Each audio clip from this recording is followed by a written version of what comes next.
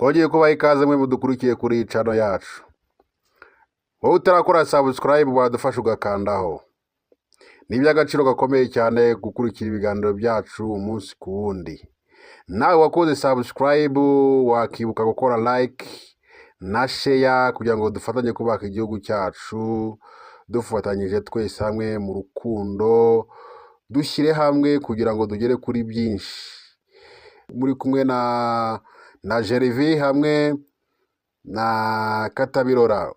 Katwakire Katabirora atugeze ikiganiro twateguye uyu munsi. Yego Gervais urakoze kumpa ijambo. Ikiganiro twateguye uyu munsi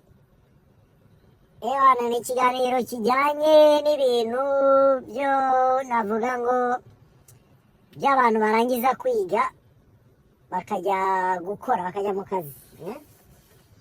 Ubwo ni ikiganiro navuze ngo tugomba kuvugaho cy'abantu bajya mu kazi bakirangiza amashuri. Nongera nkabwira abantu barangije kwiga bashoboye kubona akazi ahantu ariho hose. Shimira abantu biyemeje ko bagomba gukora nko mu maresitora, abantu biyemeje gukora mu mahoteli bavuye kwiga. Shimira abantu bari gukora mu kiyede, namwe nongera nabashimiye cyane kabisa, muri abantu b'agaciro cyane. Bikongera nshimira abantu bashobora kuba banatwara na moto bavuye kwiga, ndabashimira cyane kabisa. Kuraje kandi kuraje kabisa, kuraje ewana. Akazi ni akazi, nta bwoba, ntihagire umuntu agutera ubwoba kabisa. Akazi ni akazi. Buri bintu nashatse ko tuvuga uno munsi ni ibijyanye n'akazi abantu bakora bavuye kwiga. Ni ukuvuga ngo akazi ako ari ko kose, waba ujya kubaka, waba ujya mu kiyede, waba utwaye moto, waba uri mu kabari, waba uri yani wowe muntu wiyemeje kuvuga ngo ugiye mu kazi, amashuri ararangiye, ibintu wize ntabyo ubonye, ugiye mu kazi ako ari ko kose, ndagushimira kabisa kandi nkubwira ni kuraje kabisa, kuraje cyane kabisa. Nibaza Gervais nawe iki kintu umaze kukibona ko hari abana barangiza kwiga za universite cyangwa segonderi bakiyemeza kujya gukora ubuzi buciriritse, niko twabwita. Ibyo ntubizi wowe? Ibyo ndabizi cyane. Abantu barangiza ishuri aho kugira ngo bicare bakavuga ati ndakora akazi kari ko kose mbonye ariko mbeho ubuzima bwanjye bwendereye, kuko kwiga buriya abona yuko ari ugufata ubumenyi icyo ari cyo cyose yakora kubera ubumenyi avanye mu ishuri cyamugeza ku iterambere. Bikaba ngombwa yuko akazi kabonye kose ari profi yo kugira ngo ayapurike bimwe mu bwenge yavanye ku ishuri. Uko ngiye niko mba mbyumva. Niko bimeze. Urumva, navuga ngo hariho abantu bumva yuko badashobora kujya mu gukora akazi ako ari ko kose, kandi ako kazi gashobora kuba gatanga amafaranga, kuko hari ubuzi bwinjiza amafaranga. Nabwita ngo buciriritse, ariko ntabwo buciriritse, ahubwo biciriritse kubera ibitekerezo by'umuntu uri kukabona. Navuga ngo umuntu uri kubona ko ako kazi gaciriritse, ahubwo niwe uciriritse, kubera yuko akazi kose kaguha amafaranga ntabwo ari akazi kavuga ngo karaciriritse, karinjiza. Ntabwo uwo munsi wapfuye ubusa, uwo munsi winjije. Ni muri urwo rwego nashatse ko tukibukiranya icyo kintu, tumenye ngo tugomba kubaha abantu baba turi kubona ahantu ariho hose bari mu kazi. Ntuzuhure n'umuntu ngo uriya ngo twariganye ngo none ngo asigaye atwara moto.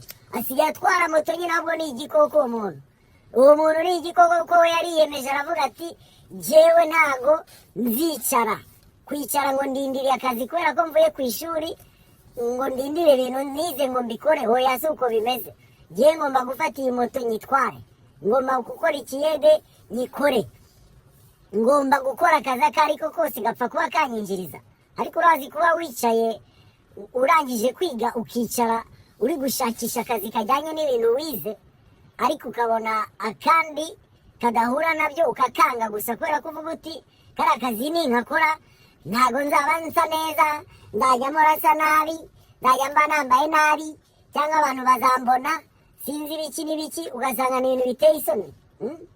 Kuri uwo muntu nyine uri kubitekereza gutyo, numva ko uwo muco wacika wo kumva yuko akazi ngo gasuzuguritse. None mu bihugu byo hanze nitujyayo tukajya gukora ubuzi bwo gukubura, kuki tutakubura ibihugu byacu natwe niba bituha amafaranga? Kibi nuko bakubwira ngo urakuburira ubuntu, ariko kuvuga ngo uri gukubura ni ku kazi ufite kontra, ndumva ari byaba ari byiza cyane kabisa. Wiyemeje ukavuga ngo njyewe niyemeje gukubura kubera ko ibyo bintu binyinjiriza, numva ari byiza cyane. Hariho abantu umuntu abona bari gukora nko mu mazino cafe shop zo mu mijyi, ugasanga umwana yarangije kwiga ibintu fulani ariko ari gukora muri cafe shop. Iyo cafe shop kuyikoramo arazi ikintu akuramo. Nibaza Jerive nawe abo bantu umaze guhura nabo cyane baba bakora utuzi nk'utwo. abo bantu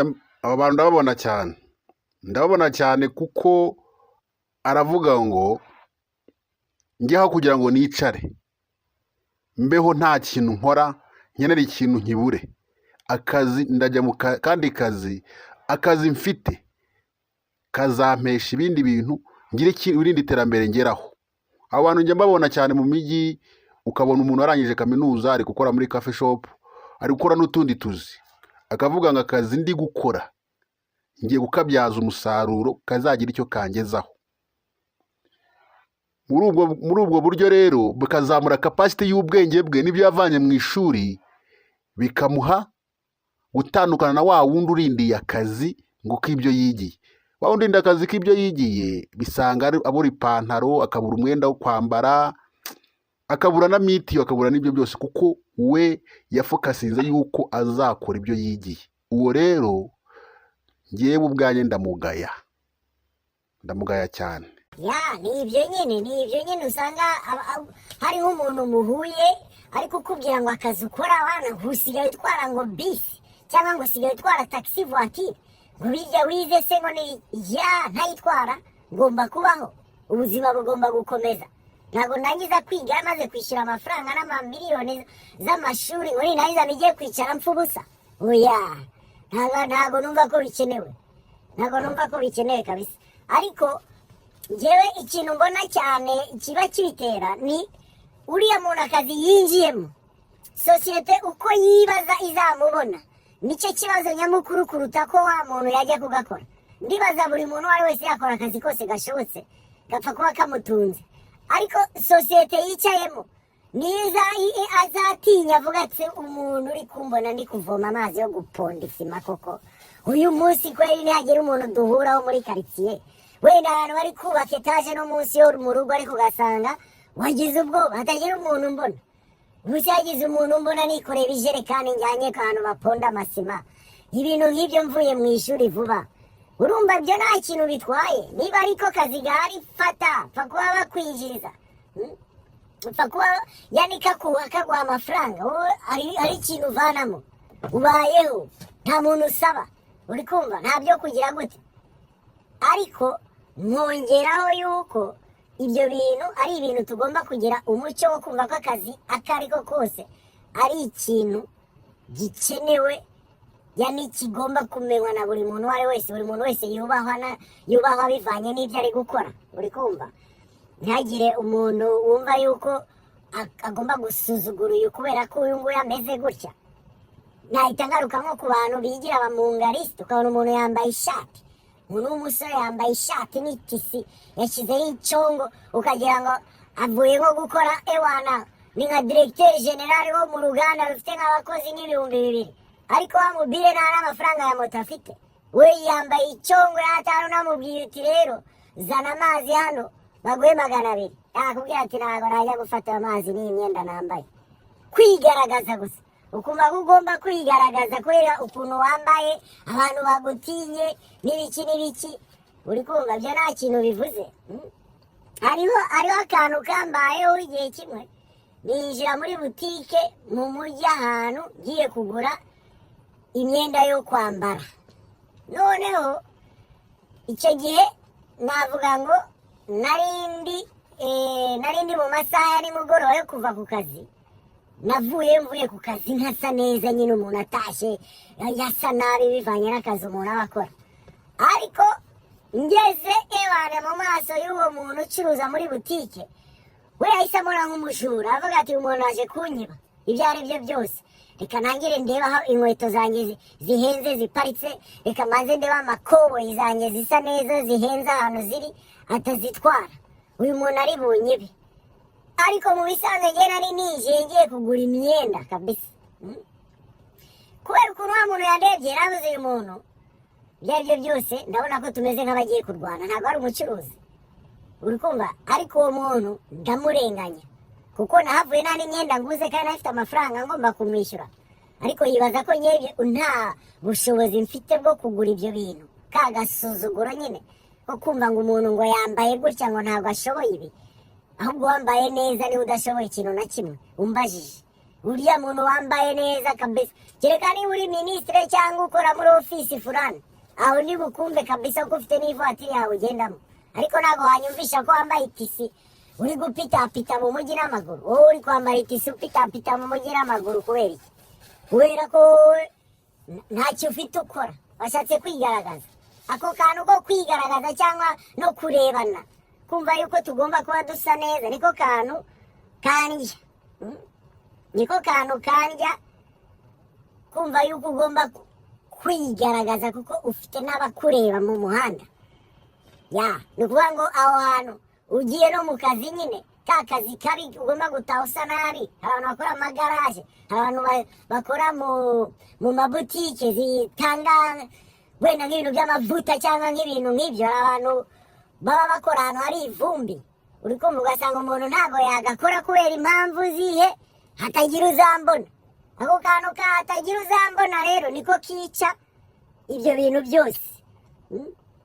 Numva ko twakuraho akantu ko kumva ko umuntu agomba kwigaragaza, cyangwa akantu ko kumva ko tugomba kureba abantu ngo ko bambaye nabi tukabashyiraho tukabajajinga, ariko nabyita sinzi ko nabisobanura. Lakini ukajajinga umuntu ngo yambaye nabi, yambaye nabi ariko ntabwo uzi ibiri mu mufuka cyangwa ntabwo uzi n'impamvu, biravana n'akazi akora. Ndumva ako kantu Gerve nawe uhura nako, kuko nako abantu bagomba kuba basa neza mu masaha y'akazi.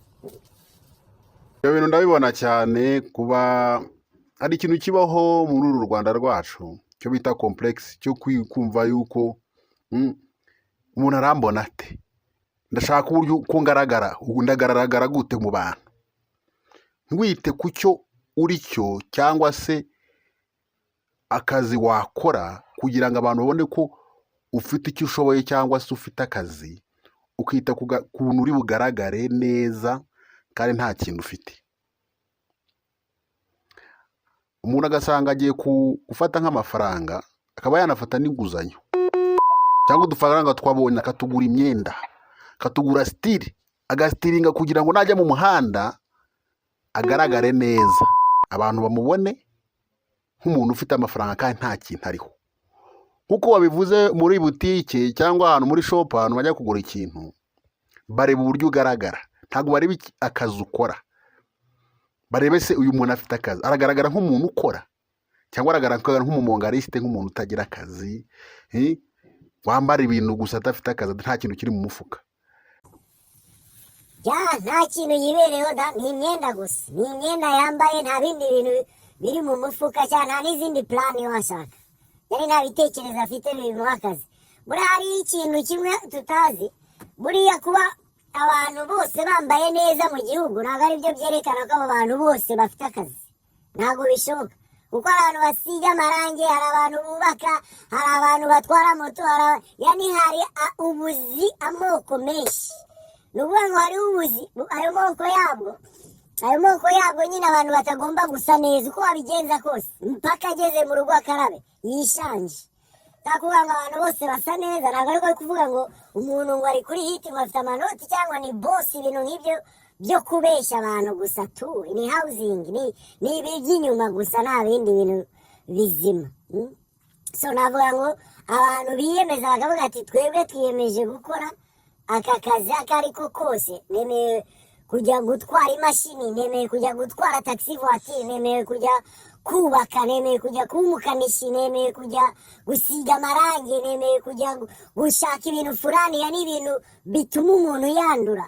Abo bantu nababwira ngo amaboko nayamanitse, nayashyize hejuru kabisa, ndabubaha cyane, kubera ko birazima umuntu agomba kubaho ntabwo ari ukwicara gusa utekereza imitwe yashyushye wabuze ibyo ukora, kubera ko wabuze akazi kajyanye n'ibyo wize. Niyo mpamvu ahantu bajya gutanga akazi bakandika ngo dukeneye umusekireteri furani muri banke popirere, ugasanga handitse abantu miliyoni 2, ariko bavuga ngo dukeneye abafundi 6, ugasanga abafundi nyine bahari barazwi, nta n'undi muntu ukeneye kubyiga.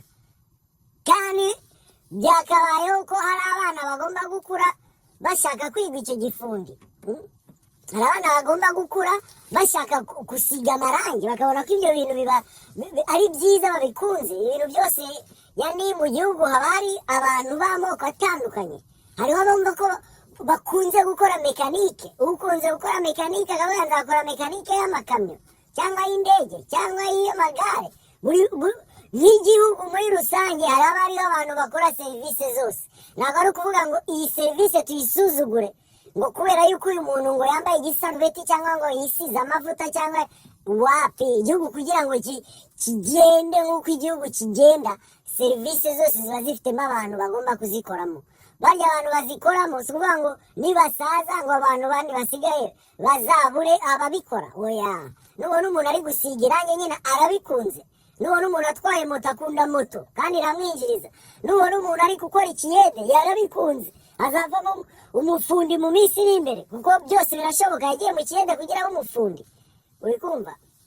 So ni muri urwo rwego rero navuga ngo twubahe abantu bakora, baba barize cyangwa batarize, ibyo nta kintu bivuze. Igihugu kigenda kubera sosiyete zose zirimo abagomba, yani ubuzi bwose burimo abagomba kubukora. Ntabwo tugomba kuvuga ngo kariya kazi ngo njye sinagakora, kubera iki nagakora kandi narakuze ngakunze. Hari akavideo kamwe nigeze kubona, umwana asohoka mu nzu ajyaniye bano batwara ibishingwe, izi modoka z'ibishingwe. Umwana ava mu nzu yirukanka abazaniye amazi yo kunywa, yambaye nkabo nyine akabaju k'imyaka nka 6 gutyo, kambaye imyenda y'abariya batwara ibishingwe, yani wabo bakakoreshereje kira amazi kamanza kirukanka, gahita kazana ibishingwe, gahita kabizana, bahita bagafasha karabijugunya. Kubera iki? Karabakunda byatarumva n'umwana w'imyaka 6. Ntabwo ari ukuvuga ngo ari kubona abo bantu nk'abantu b'imicafu, ari kubona ko ari abantu nyine bari ku kazi, bari gukora serivisi zikenewe. Uri kumva n'umwana yarabikunze, nawe arashaka gukura atwara bya bishingwe. Si ukuvuga ngo bya bishingwe ni igisebo, oya, bya bishingwe ni akazi, kandi ako kazi kagomba kugira ugakora. Sindi kuvuga ngo buri muntu wese agomba gutwara ibishingwe, ndi gutanga urugero ku muntu waba akora akazi akari ko kose kaba kavuze ngo umuntu arasa nabi kandi ari akazi, uriko karamuhemba, karamutunze, kamutungiye umuryango, kamukorera ibintu byinshi. Ya, urumva rero ni muri urwo rwego navuga ngo tugomba kubahamo ubuzi na ba nyirabwo babukora, kubera yuko akazi kose kugira ngo isi igende nk'uko igenda nuko buri kazi kose gafite. Ariko tekereza nta bantu dufite batwara nk'ibishingwe mu mujyi. Umujyi wakuzura ibishingwe byatari, kuko twese twajya tubinyuraho twambaye amakositime, twambaye amashati, twaziteye ipasi ku macongo zacu, unyuraho ibishingwe bitari kandi ari wowe wabiyashyize, ugatangira kunyura hirya iriya kubera ko ntushaka kubyegera ngo wambaye neza. Ubwo twese tudashaka gutwara ibishingwe byagenda bite? Ntabwo ari ukuvuga ngo ibishingwe bizatwarwe n'abantu gutya, abantu aba n'aba nibo bagomba gutwara ibishingwe, oya. Ibishingwe bitwarwa n'abantu, ni akazi, karahemba, karishyura amafaranga.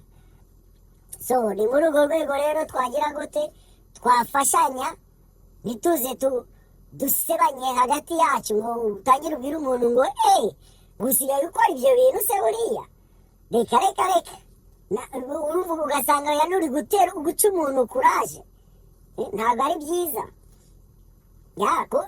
Ikintu navuga cyane akantu ko kubona abantu bambaye amashati n'amatisi n'ibiki mu masaha y'akazi badakora mu biro kabisa, wapi ntago byavamo. Iyo tisi yivanemo wangu, genda ushaka ikiyede kiraguha 1000, ubaza ayo mafaranga umwaka wose, ayo mafaranga uzaba winjije azaba ari amafaranga menshi. Nk'umuntu navuga ngo nk'umuntu wize akarangiza kwiga amashuri agatangira gushaka akazi, agahita yicara hariya gusa kubera yuko adashaka akazi gasebetse, uriya muntu ntaravuga ngo wangu isi izakubona. Kuko hariho abantu badakunda akazi, hariho umuntu udakunda akazi kabisa ewana, kumubwira ngo abyuke akubwira ati wapi kabisa rumva nakwiryamira, babandi batelefona agatelefona bosi ngo ntabwo akigiye mu kazi kubera iki, ntabwo akunda akazi. Ariko rero umunsi w'umushahara wagera ugasanga nibo ba mbere bari kuburana ngo ko amafaranga ngo ari makeya, ari makeya se waje kangaha. Ugasanga uwo muntu ntabwo azi agaciro ko kuzinduka cyangwa agaciro ko gukunda akazi muri rusange. Niyo mpamvu navuga ngo bamwebwe muri mu kazi, muri gukora muri utu tuzi tudahura n'ibintu mwize, bamwebwe muri gusuka, muri gukora mu mahoteli, muri gukora yani kubera ko niko kazi wabonye, bamwebwe mutwaye moto kubera yuko niko kazi gahari, niko kazi ubona wahita ukora izo saa mu gihe ukishakisha akazi wize, ndakubaha cyane, amaboko nayamanitse cyane. Wowe uri mu kiyede, wowe uri mu gifundi, urindire gushaka akazi ko wize, nakubashye cyane, ibyubahiro byinshi kuri wowe kabisa. Kubera yuko ni ibintu by'agaciro kumva yuko wabyutse wagiye gushaka ikikubeshaho, apana kwicara gutyo gusa ngo akazi karabuze kubera yuko uri gucagura, harakuri gucagura, usishaka gukubura, ushaka gukubura se ninde uzabikora? Si umuntu nkawe se, uko wize warize saba. Eske gukubura wakubaza ngo abantu bakubura bahembwa ngahe, ufite igisubizo cyabyo? Urashaka no gusanga umuntu ukubura ahembwa kuruta ka kazi we wakoze, nani uri gushaka gukora, ugasanga we akurusha umushahara, ukurikije ukuntu akora ugasanga arinjiza kukurusha, kandi wakubwira ngo ugakore ngo wapi yesi najya gukubura, reka wese wambona nkubura ntiyanseka, ibya bindi nyine ngo ntiyanseka. Ako kantu ko gusekana, ako kantu ko kwigira abamungariste, ako kantu ko kwiyemera, uri kumva guca ahantu ngo wambaye neza, ibintu nk'ibyo. Amasaha y'akazi wangu wambaye neza kuwa mbere saa 4, none wese ufite akahe kazi ko gukora nko mu biro da? Kandi abantu bose ntabwo bashobora gukora mu biro. Ntabwo twese dushobora gufata ngo tugende twicara imbere y'amakompiyuta uko tuvuye mu mashuri. Twese dukeneye abasuderi, dukeneye abantu bapima bakora mu mashyamba, abandi bakora mu mihanda, abandi dukeneye abantu b'inzego zose. Uko turangiza kwiga dukeneye abantu bo mu nzego zose. Ntabwo dukeneye twese kwicara imbere ya kompiyuta ngo twumve ko tugomba kugenda dusiketa ibirenge tumeze nk'abantu batariye. Kubera icyo ugenda nta kuraje ufite uri mu kazi. Kora akazi wangu nicyo cyakuzanye, kunda akazi kawe, byuka ugapangira uvuga uti genza haruka samedi dimanche nendi no kuzinduka, bisigaye nuko kabagagura ngomba kugakora, na boss avuga ati ndi uwa mbere. Apana kuryamira cyangwa kumva ko akazi ari ibintu bigoranye, kumva ko biriya bintu bivunanye, kumva ko ibintu bifata ingufu. Birafata ingufu iminsi 3 ya mbere, ariko indi minsi ikurikira bizaba ari sawa, uzaba wamenyereye, amafaranga azaba winjira muri salo ukikora, winjira yani uwe wana ugura ibyeri yawe nta muntu uguhagaze hejuru, kandi icyo gihe uzaba unatekereza neza niba utanabizi. So jewe ntago navuga ngo ndi kubwira abantu ku ngufu ngo bagende gukora ubwo buzi badashaka, ahubwo ndi kubwira abantu ko akazi akari ko kose ni nk'akandi. Ni muri urwo rwego nyine kubivugamo. Akazi ugakora niko akunze cyangwa niko yabonye, afite impamvu ari kugakora. Mwubahe, muhe kuraje byatari, umubwire uti kabisa ubwo wabonye akazi ni sawa. Nabiya wize uzakabona, niko bimeze. Kandi niko bimeze akazi wawe. Niyo wajya gukora akazi ko mu rugo ufite diplome, kakwinjiriza se bitwaye iki? Nta mpamvu, kuko hari dukeneye kwinjiza kugira ngo hatagira imyaka izapfa ubusa. Tuvuga ngo hari imyaka 5 namaze ndi gushaka akazi ngo k'ibintu nize. Mbega ibyo bintu uracyabyibuka? Ahubwo ubone wabyibagiwe ibyo bintu, urabizi kweli? Ubone wabyibagiwe byakweli? Cyangwa se muri iyo myaka 5 ntabwo ubuzima bwawe bwagenze nabi nako ukaba noneho ubu ngubu usigaye ari nk'umuntu w'umusinzi cyangwa uri umuntu uyandarika mu bundi buryo? kubera yuko wihebye ngo ntabwo wabonye akazi k'ibintu wize, ariko ufashe ugahitamo akazi, nakubwiza ukuri ko nk'abakobwa bumva yuko utuzi tuvunanye wenda ari utuzi tw'ingufu, ntabwo ariko bimeze. Akazi wakijemo uhita ukamenyera, ugafata sisiteme yako ukagakora, niba waba uri umukobwa niba waba uri umuhungu. Hariho abatipe b'abajene bakiri batoya bakora mu tubari, ariko ntabwo ajya mu kabari ngo ni ukubera yuko ngo yagiye ngo hari ibindi bintu akurikiyeyo. Oya, ni uko ariko kazi yabonye mu gihe agishakisha akazi azakora. Hariho abakobwa bicaye mu masaro de coiffure bari gusuka bavuga icyongereza neza cyane. Kubera iki? Niko kazi yabonye, azaba abona n'akandi. Arashaka gusuka directeur general w'uruganda agahita amuhereza akazi, ntawamenya. Arashaka gutwara moto agatwara ministre, akahita amubwira ati kumbuzi n'icyongereza, uzaze ejo mu gitondo ku kazi. Hariho akantu bavuga ngo akazi kabi kaguhesha keza. Nuko bimeze, nta mpamvu yuko tugasuzugura, nta mpamvu yuko dusuzugura ugakora. Abacuruza mwavuye mu ishuri mugasanga mugomba gucuruza, amaboko nayamanitse wangu, ndabubaha cyane, kuraje kabisa, kuko ntago umuntu wese yakora ibintu yize, ntago bishoboka. Uranahindura, ari no kwiga ukarangiza universite, ibintu wize ukabihindura ugahita ujya kwiga universite y'ibindi bintu kugira ngo ubone akazi ukore, hatagira iminsi yawe izapfa ubusa y'ubuzima.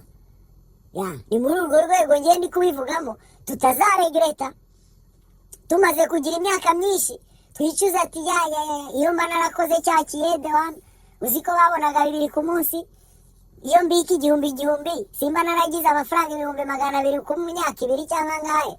Uri kumva?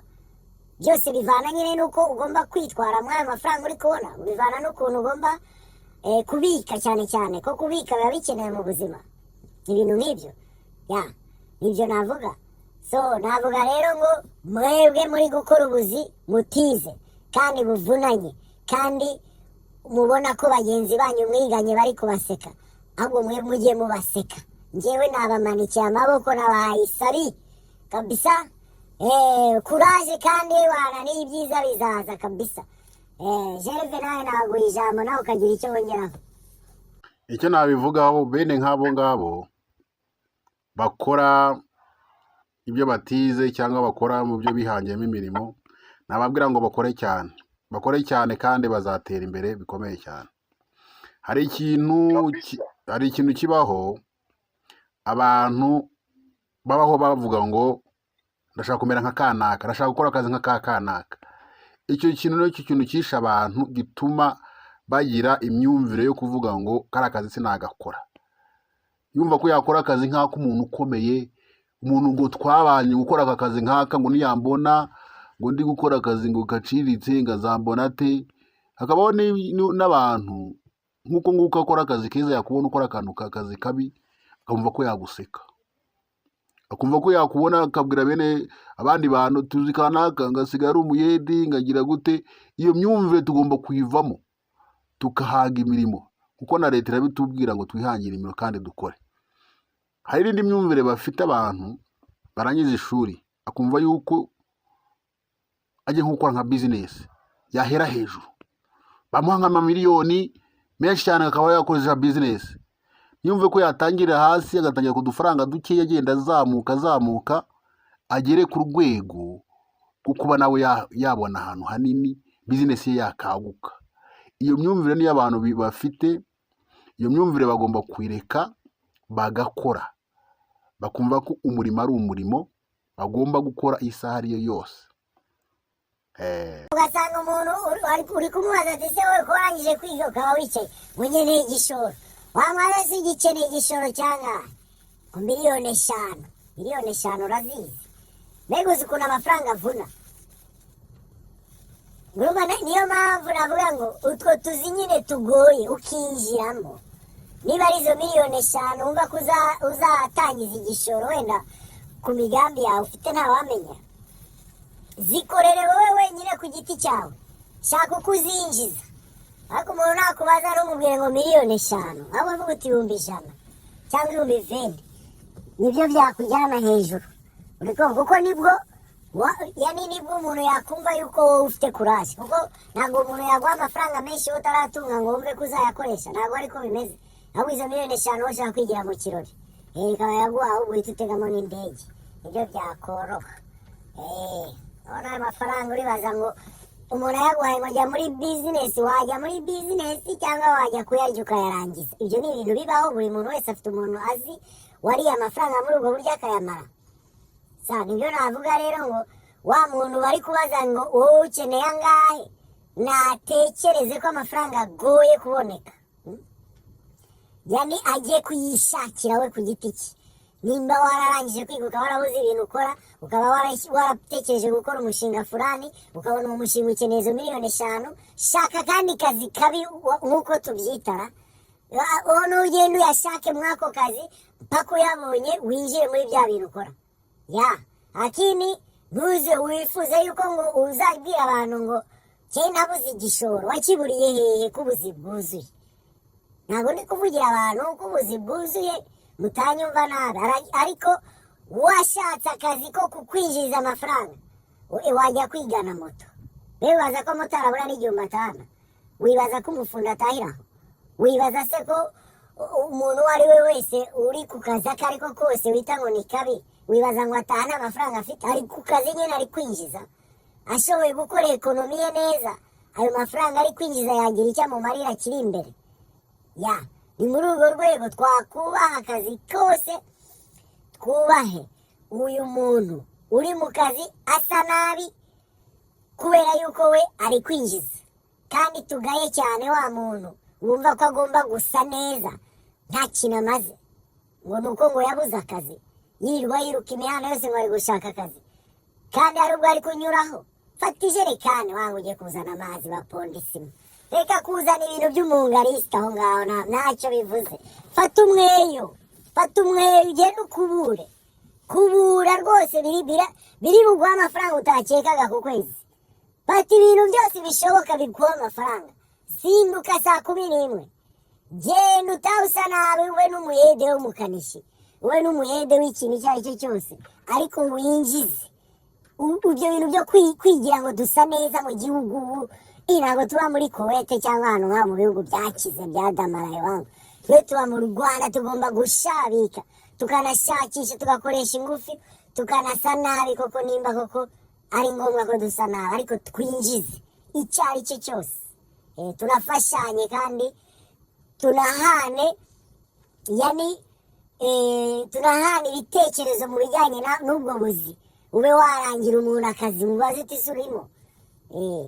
Ariko ubuzi cyane cyane bwo gukora mu kabari, tutangire ducungane n'aba bantu baza kubwica kubera ko abana b'abakobwa batinya kuhakora kubera abantu bahahurira, abantu baba bashaka kubakoresha ibidakoreka.